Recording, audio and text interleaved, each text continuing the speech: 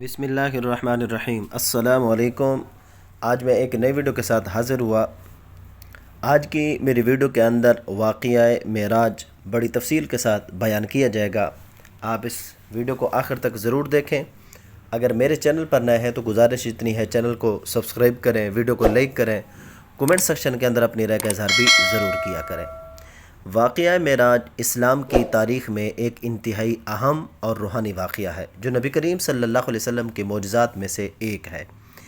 یہ واقعہ رسول اللہ صلی اللہ علیہ وسلم کی زندگی کے اس وقت پیش آیا جب آپ صلی اللہ علیہ وسلم مکہ مکرمہ میں تھے، اور اس میں آپ صلی اللہ علیہ وسلم کو اللہ تعالیٰ کی جانب سے ایک روحانی سفر پر بلایا گیا۔ واقعہ معراج کی تفصیل۔ نمبر 1، بنیادی پس منظر۔ واقعہ معراج ہجرت سے تقریباً 1 سال قبل پیش آیا، جب نبی اکرم صلی اللہ علیہ وسلم کو کئی مشکلات اور آزمائشوں کا سامنا تھا۔ مثلا شعیب ابی طالب میں قید، حضرت خدیجہ رضی اللہ تعالی عنہا اور ابو طالب کی وفات وغیرہ۔ اللہ تعالی نے اپنے محبوب نبی کو اس سفر کے ذریعے تسلی اور عظمت عطا فرمائی۔ نمبر 2، رات کا سفر۔ معراج کی پہلی منزل کو اسرا کہا جاتا ہے۔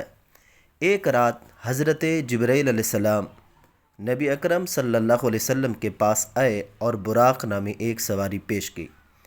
نبی کریم صلی اللہ علیہ وسلم براق پر سوار ہو کر مسجد حرام مکہ سے مسجد الاقصی یعنی بیت المقدس تک پہنچے۔ مسجد اقصی میں نبی کریم صلی اللہ علیہ وسلم نے انبیاء کرام علیہ السلام کی امامت میں نماز ادا کی۔ نمبر 3، معراج یعنی آسمانی سفر۔ مسجد اقصی سے نبی اکرم صلی اللہ علیہ وسلم کو آسمانوں کی سیر کرائے گئی، جسے معراج کہا جاتا ہے۔ حضرت جبرائیل علیہ السلام نبی کریم صلی اللہ علیہ وسلم کو ساتھ لے کر 7 آسمانوں تک لے گئے، جہاں مختلف انبیاء سے ملاقات ہوئی۔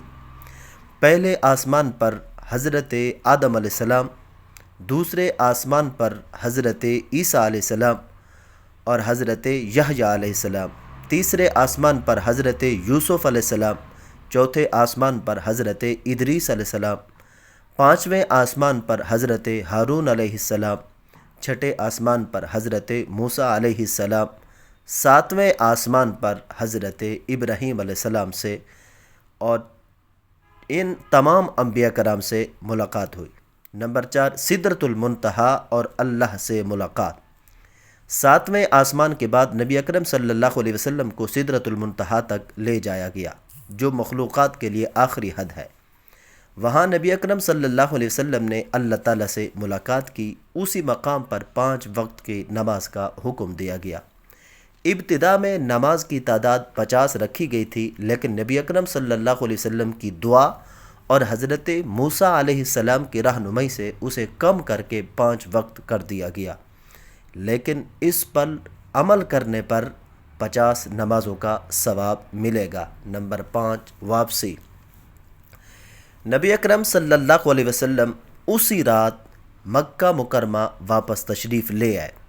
یہ سفر جسمانی اور روحانی دونوں اعتبار سے معجزاتی تھا۔ معراج کا مقصد اور اس کی اہمیت۔ روحانی تقویت۔ یہ واقعہ نبی اکرم صلی اللہ علیہ وسلم اور مسلمانوں کے لیے عظیم روحانی تقویت کا باعث بنا۔